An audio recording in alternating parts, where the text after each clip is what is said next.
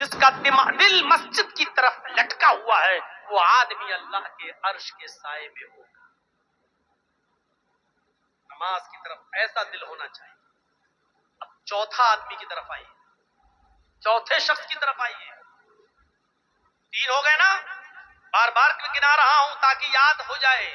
عدل و انصاف کرنے والا امیر, دوسرا وہ نوجوان جو اللہ کی عبادت میں لگا ہوا ہے, اور تیسرا وہ آدمی جس کا دل مسجد کی طرف لگا ہوا ہے, جو بار بار نماز پڑھ کے آتا اور دوسری نماز کے لیے سوچتا. 3 آدمی ہو گئے. چوتھا وَرَجُلَانِ تَحَابَّا فِي اللَّهِ اجْتَمَعَا عَلَيْهِ وَتَفَرَّقَا عَلَيْهِ. کتنے لوگ ہیں جو آپس میں ایک دوسرے سے نہیں بولتے لیکن ذاتی دشمنی ہے. لیکن چوتھا آدمی عرش کے سائے میں کون ہوگا؟ وہ آدمی جو کسی کا دوست ہوگا تو اللہ کے لیے, اور کسی سے دشمنی کی ہوگی تو اللہ کے لیے. آپ سے ہم نے دعوت و تبلیغ کا کام کیا, آپ کو ہماری بات پسند آئی, آپ ہمارے مرید بن گئے, آپ ہماری دوستی ہو گئی, آپ ہماری باتیں سن رہے ہیں. اس لیے آپ جرجی صاحب آئیے چائے پلا. کیوں؟ اس لیے کہ ہم قرآن و حدیث آپ کو سناتے ہیں, آپ اس لیے ہماری عزت کرتے ہیں. یہ اللہ کے لیے ہے. ہمارا آپ کا کیا رشتہ ہے, ہمارا آپ کا کیا رشتہ ہے, لیکن یہ محبت اللہ کے لیے. اور اگر ہم نے کوئی بات بتائی اور آپ کو برا لگا اور آپ کھڑے ہو کر کہنے لگے ہٹو تم جیسے 50 مولوی آتے ہیں, میں نے بھی تم سے بولنا چھوڑ دیا, یہ بھی اللہ کے لیے. کیوں؟ کیونکہ میں نے قرآن سنایا, تجھے برا لگ گیا ہے اور تجھے اچھا نہیں لگتا ہے. نہیں بتاؤں گا آج کے بعد تجھے بات. تجھے اگر تکلیف ہو رہی ہے میری بات سے تو نہیں جاؤں گا تیرے پاس. تو اب ہم نے تجھے جو چھوڑا ہے وہ بھی اللہ کے لیے, کیونکہ اور کوئی وجہ نہیں. اگر یہ چیز ہے ہمارے اور آپ کے اندر, کسی سے دوستی ہے تو اللہ کے لیے, اور کسی سے دشمنی ہے تو وہ بھی اللہ کے لیے, تو ایسا شخص بھی اللہ کے عرش کے سائے میں ہوگا. اگر ہم آپ کو چھوڑ رہے ہیں اللہ کے لیے تب تو ٹھیک ہے, لیکن آپ کو ہم اس لیے چھوڑ رہے ہیں کیونکہ آپ نے میرا پیسہ مار لیا, آپ نے میرا حق مار لیا, آپ نے میری زمین و جائیداد پہ قبضہ کر لیا, آپ نے ہمیں گالی دی, اس لیے ہم آپ کو چھوڑ رہے ہیں. تو یہ لڑائی نہیں ہے. محلے والوں کو, گاؤں والوں کو چاہیے کہ صلح کرا دیں, ملوا دیں. کیونکہ کوئی مسلمان کسی مسلمان سے اگر 3 دن سے زیادہ بات نہیں کرتا تو اس کی نماز, اس کی روزہ, اس کی کوئی فرض اور کوئی نفل عبادت اللہ کے یہاں قبول نہیں ہوتی ہے. دوستی کرو تو اللہ کے لیے, اور دشمنی کرو تو اللہ کے لیے. کسی سے دوستی ہو تو اللہ کے لیے, اور دشمنی ہو تو اللہ کے لیے. حضرت علی رضی اللہ تعالیٰ عنہ ایک یہودی سے لڑ رہے تھے. تو مجھے مارتے یا میں تجھے مار, چل دونوں میں لڑائی ہو رہی, دونوں چل, تلواریں دونوں نہیں, ہاتھ سے کشتی ہو رہی ہے. لڑتے لڑتے لڑتے لڑتے کبھی علی اوپر کبھی علی نیچے, کبھی یہودی اوپر کبھی علی نیچے, کبھی علی اوپر یہودی نیچے. میرے بھائیوں, اس طریقے سے لڑائی ہوتے ہوتے ایک موقع آیا کہ حضرت علی نے یہودی کے سینے پر چڑھ کر اس کا گلا دبا دیا, اور پکڑ کے کس کے اور زور سے اس کا گلا دبانے لگے. یہودی نے اپنے منہ میں تھوک جمع کیا ایسے کر کے اور تھوک دیا حضرت علی. حضرت علی نے ایسے تھوک کو صاف کیا اور غصہ آیا حضرت علی کو اور زیادہ, کمینہ تھوک رہا ہے, اور کس کے اس کو دبانا چاہا.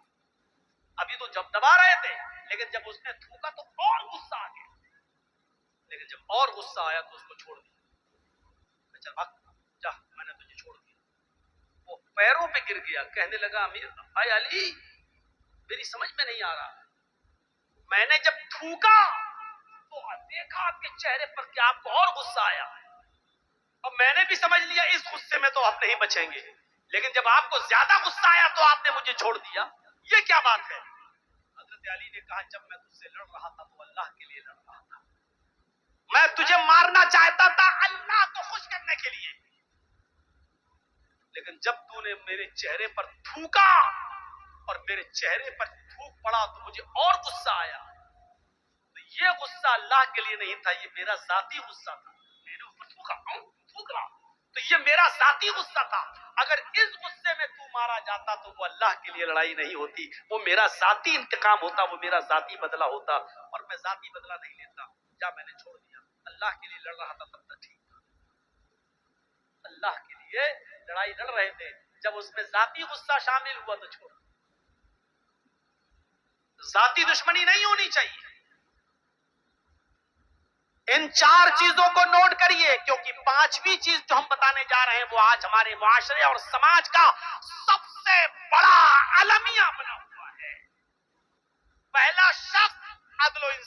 होने वाला इंसान, दूसरा वो नौजवान जो अल्लाह की इबादत में लगा हुआ है, तीसरा वो आदमी जो अपने जिसका दिल मस्जिद की तरफ लटका हुआ है, और चौथा वो शख्स जो मोहब्बत करता है किसी से तो अल्लाह के लिए और दुश्मनी करता है किसी से तो अल्लाह के लिए। और पांचवा, नौजवानों मुआशरे में सबसे बड़ी बुराई यही है, वरजुलुन दाअतहु इम्रातुन ज़ात मनसबिन व जमाल फ़क़ाल इन्नी अख़ाफ़ुल्लाह। ऐसा आदमी जिसको किसी खूबसूरत हसीनो जमील औरत ने बुराई के लिए बुलाया, ज़ात मनसबिन शरीफ घर की, व जमाल और खूबसूरत। बदचलन औरतों के बारे में बात नहीं हो रही है, बाजारू औरतें, पेशावर औरतें, जिस फरोश औरतें, उनके बारे में बात नहीं हो रही। आपके इलाके की, आपके गांव की कोई शरीफ घर की औरत, ज़ात मनसबिन, हस्ब व नसब वाली बेहतरीन शरीफ घराने की लड़की, व जमाल और खूबसूरत औरत, अगर वो आपको बुलाती है कि आओ चलो हमारे साथ ये काम कर लो, ज़ात मनसब, पैसे वाली, दौलत वाली, यानी वो आपको पैसा भी दे रही है, वो आपको मौका भी दे रही है, वो आपको तन्हाई में भी ले जा रही है, उसके पास सारे इंतजाम है, वो कह रही है कि मेरा रूम अलग है, मैं पैसा भी दूंगी, मेरे साथ रहो, मेरे साथ खाओ, मैं खाना भी दूंगी, और मेरे साथ तुम गलत काम करोगे मैं तुम्हें इसकी उजरत भी दूंगी, और खूबसूरत भी है। ज़ात मनसबिन, यानी ऐसी औरत ने आपको बुलाया जो खुद अमीर है, जो खुद शरीफ है, जो खुद पैसे वाली है, और जो खुद बहुत ऊंचे घराने की है, और खूबसूरत और हसीन और जमील है। आपके पास कुछ नहीं लेकिन वो आपको दावत दे रही है, आपके पास मौका नहीं लेकिन वो मौका दे रही है, आपके पास तन्हाई की जगह नहीं लेकिन वो आपको तन्हाई की जगह दे रही है। ये सब कुछ होने के बाद फिर आपने ऐसी खूबसूरत, ऐसी हसीन और जमील, और ऐसी जात और मनसब और हसब और नसब वाली और ऐसी शरीफ औरत को देखकर कहा, हट, चल भाग यहाँ से, इन्नी अखाफुल्लाह, मेरा रब मुझे देख रहा है, मैं अल्लाह से डरता हूं, मैं तेरे करीब नहीं जा सकता, मैं ये गलत काम नहीं कर सकता। ऐसी औरत की दावत का इनकार करने वाला और ऐसी औरत के दिल और इरादे को पूरा न करने वाला शख्स अल्लाह के अर्श के साए में, अल्लाह के अर्श के साए में होगा। इमाम इब्न सीरीन का नाम सुने, बहुत बड़े बुजुर्ग गुजरे हैं, बहुत खूबसूरत थे, बहुत हसीन और जमील थे। ये जिस बस्ती में रहते थे बजाजी का काम करते थे, कपड़े की गठरी को सर पे लाद कर गली गली मोहल्ले मोहल्ले में जाकर बेचा करते थे, और किसी मस्जिद के इमाम भी थे, लेकर गली गली बेचा करते थे। उस इलाके में एक अमीर जादी बेवा औरत रहती थी, उसका शौहर मर चुका था, उसकी काफी लौंडियां थी, बांदियां थी, खातिमा थी, यानी बहुत पैसे वाली थी, बहुत अमीर थी, अमीर जादी, अमीर की बेटी थी वो, लेकिन उसका शौहर मर गया था, और वो अपनी बांदियों, अपनी नौकरानियों के जरिए गांव में, मोहल्ले में और आसपास के इलाके में ऐसे नौजवानों को तलाश करवाती थी अपनी नौकरानियों से कि कोई खूबसूरत नौजवान मिले तो उसको हमारे पास लेकर आओ, और वो उनके साथ गलत काम करती थी। एक बांदी ने, उसकी एक नौकरानी ने अपनी मालिका से कहा, इस बेवा औरत से, कि एक इमाम है, बहुत खूबसूरत हैं, हसीन और जमील है, नौजवान हैं, कहो तो मैं उनको तुम्हारे पास लेकर आऊं, कपड़ा बेचते हैं। तो कहा ठीक है, उसको लेकर आओ। इमाम इब्ने सीरीन के पास ये बांदी गई, वो कपड़ा लादे हुए थे, उनसे कहने लगी कि मेरी मालिकन है, वो आपसे कपड़ा खरीदना चाहती हैं, लेकिन वो बहुत पर्दे वाली है, बाहर नहीं निकलती हैं, वो अपने घर पे तुम्हें बुला रही हैं और आपसे वहां कपड़ा खरीदना चाहती हैं। इमाम इब्ने सीरीन रहमतुल्लाह अलैह उस औरत के पास जाते हैं, बांदी बाहर रह जाती है, और उस बेवा औरत ने उनको अपने घर के अंदर बुला लिया। ये कपड़ा दिखाने लगे, देखो बहन, देखो देखो, कपड़ा खोल खोल के उनको दिखाने लगे, और उसको तो कपड़ा लेना ही नहीं था। जब उसको कपड़ा लेना नहीं था تو وہ دل لگی کی باتیں کرنے لگی، پہلانے پھسلانے کی باتیں کرنے لگی، ان کو اپنی طرف مائل کرنے لگی اور کہنے لگی مجھے کپڑا خریدنا ہی کب ہے، آئیے میرے قریب ہوئیے اور میرے ساتھ جمع کیجئے، میرے ساتھ ہم بستری کیجئے۔ امام ابن سیرین نے سارے کپڑے کی گٹھری باندھی اور اس کو پیک کر کے رکھا اور پھر ان کو باز کرنے لگے، نصیحت کرنے لگے، ان الحمدللہ نحمدہ ونستعینہ ونستغفر، پورا خطبہ دے ڈالا اور زنا کی مذمت پر قرآن کی آیتیں پڑھ پڑھ کے اس کو بتائیں اور بہت سی باتیں بتانے کے بعد جہنم کا عذاب، قبر کے عذاب کے بارے میں بتایا، سب کچھ سنایا، لیکن اس بیوہ عورت پر کوئی فرق نہیں پڑا، اس نے کچھ نہیں دیکھا، وہ بار بار کہتی رہی ٹھیک ہے اللہ غفور الرحیم ہے، معاف کرنے والا، تم آؤ پہلے میرے پاس، تم آؤ پہلے میرے قریب۔ جب دیکھا کہ وعظ و نصیحت کا کوئی فرق نہیں پڑا اور یہ عورت مائل ہے، یہ زنا پر آمادہ ہے، تو کہنے لگے کہ اب بچنے کا کوئی راستہ بھی نہیں ہے، تو ان کے دماغ میں خیال آیا، آئے نوجوانوں، اللہ والے کیسا کیسا کام کر گئے زنا سے بچنے کے لیے، اور ہم تو یہ تصور بھی نہیں کر سکتے۔ امام ابن سیرین کہتے ہیں اچھا یہ بتاؤ کہ تمہارا باتھ روم کہاں ہے؟ مجھے بہت سخت لیٹرین لگی ہوئی ہے، مجھے قضاء حاجت کے لیے جانا ہے، میں لیٹرین سے فارغ ہونے کے بعد آتا ہوں، تمہارے پاس بیٹھتا ہوں۔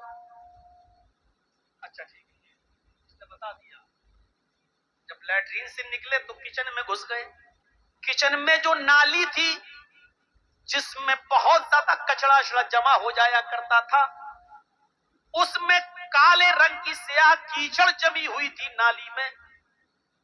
امام ابن سیرین اسی کچن کی نالی کے پاس بیٹھ گئے اور اس نالی سے سیاہ رنگ کی کالی کیچڑ نکال کر انہوں نے اپنے چہرے پہ مل لی، اپنے کپڑوں پہ ملا، اپنی داڑھی آڑی پہ ملا اور پوری طریقے سے اپنے آپ کو لت پت کر لیا کیچڑ سے، اور اسی گندگی کی حالت میں اس عورت کے پاس آئے، چلو آؤ ملتے ہیں، کہاں ملیں؟ اس نے کہا بدبو آ رہا ہے، یہ کیا کر کے آیا؟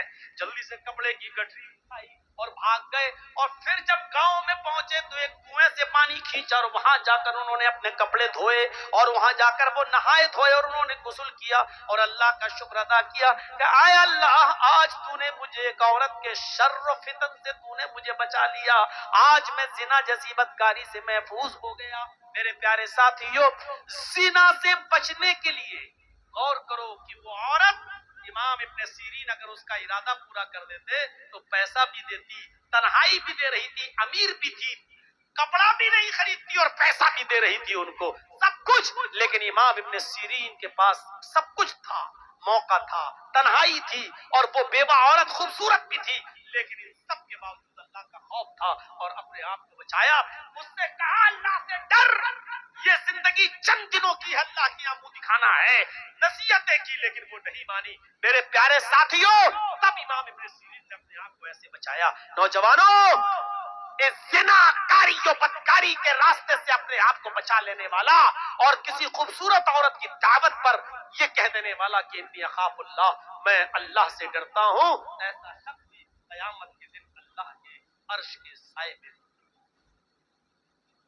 بخاری شریف کے اندر ایک واقعہ آیا ہے، جب مرثد ابن ابی مرثد ایک صحابی ہیں، ایمان لائے، اسلام قبول کیا، تو اللہ کے رسول نے ان سے کہا کہ تم مکے جاؤ، اور مکے میں ہمارے بہت سے مسلمان صحابہ قید ہیں کافروں کے چنگل میں ہیں، ان سے چھڑا کر چپکے چپکے مدینے کی طرف لاؤ، ان کو وہاں سے چھڑاؤ۔ تو یہ رات میں مکے پہنچتے تھے اور رات میں جاتے تھے، چپکے سے کسی گھر میں گھستے تھے جہاں کوئی مسلمان صحابی قیدی ہوتا تھا، اس کو اٹھا کر لاتے تھے اور پھر اس کی بیڑیوں کو توڑتے تھے اور پھر اس کو مدینہ بھیج دیا کرتے تھے، کیونکہ اسلام لانے سے پہلے خود یہ چور تھے، اسلام لانے سے پہلے خود یہ چور تھے، ان کو بیڑیاں توڑنے میں مہارت تھی، یہ جانتے تھے، تو اللہ کے رسول نے ان سے وہی کام لیا کہ تم اب مسلمان صحابہ کی بیڑیاں توڑ کر ان کو کافروں سے چھڑاؤ، ان کے اوپر ظلم کر رہے ہیں وہ کافر، ان کو چھڑاؤ۔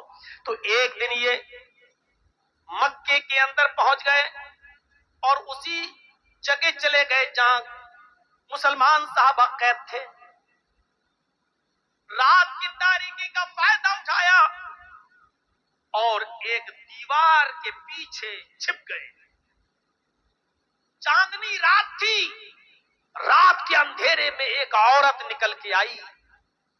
اس نے دیوار کے پیچھے ایک سایہ دیکھا, سمجھ گئی کہ اس دیوار کے پیچھے کوئی آدمی بیٹھا ہے, اس آدمی کا سایہ یہاں آ رہا ہے. وہ گئی, دیوار کے پیچھے کیا دیکھتی ہے کہ ایک آدمی بیٹھا ہوا ہے, اور دیکھتے ہی اس کو پہچان گئی. کہنے لگی تم تو مرصد ہو, تم تو مرصد ہو. مرصد نے دیکھا, مرصد بھی پہچان گئے. کہنے لگے تم تو عناق ہو, تم تو عناق ہو. کہاں زمانے جاہلیت میں جب مرصد اسلام نہیں لائے تھے تو اس عورت کے ساتھ ان کے ناجائز تعلقات تھے. کئی مرتبہ اس عورت کے ساتھ مل چکے تھے, لمبے تلنگے لمبے چوڑے تھے. وہ عناق ان کی دیوانی تھی. اتنے دنوں کے بعد آج دیکھتی ہے, کہتی ہے مرصد پرانی یادیں تازہ ہو گئی, کتنے سال کے بعد تم آئے ہو, چلو ہمارے گھر چلو, ہمارے گھر میں کوئی نہیں, آج کی رات ہمارے ساتھ سو جاؤ, وہی رات گزارو. مرصد ابن ابی مرصد کہتے ہیں کہ آیا ناق, اب ان ہاتھوں نے محمد رسول اللہ کے ہاتھوں کو چھو لیا ہے. یہ ہاتھ محمد رسول اللہ سے ٹچ ہو چکے ہیں, ان ہاتھوں نے محمد رسول اللہ سے مصافحہ کر لیا ہے. آیا ناق, اب حرام عورت کی طرف میں ہاتھ نہیں بڑھا سکتا. آیا ناق بہتر ہے کہ تم چلی جاؤ. اناق کہنے لگی اچھا اب تم بدل گئے ہو, میری آرزو اور میرے ارمانوں کا تم گلا گھونٹ رہے ہو, اتنے سالوں کے بعد آئے ہو, اگر تم نے میرے ارادے اور میرے ارمان اور میری آرزوؤں کو پورا نہ کیا تو میں چلا دوں گی. مرصد ابن ابی مرصد کہتے ہیں کہ کچھ بھی کرو لیکن اب میں تمہارے ساتھ زنا نہیں کر سکتا ہے. میں محمد رسول اللہ صلی اللہ علیہ وسلم, ان آنکھوں نے محمد رسول اللہ کا دیدار کر لیا ہے, اب یہ حرام چیز کی طرف اٹھے گی بھی نہیں ہماری نظریں. اناق کہتی ہے آئے خیمے والوں اٹھو, آئے گاؤں والے اٹھو, ایک آدمی آیا ہے تمہارے قیدیوں کو چرا رہا ہے, تمہارے قیدیوں کو اٹھا کر لے جا رہا ہے.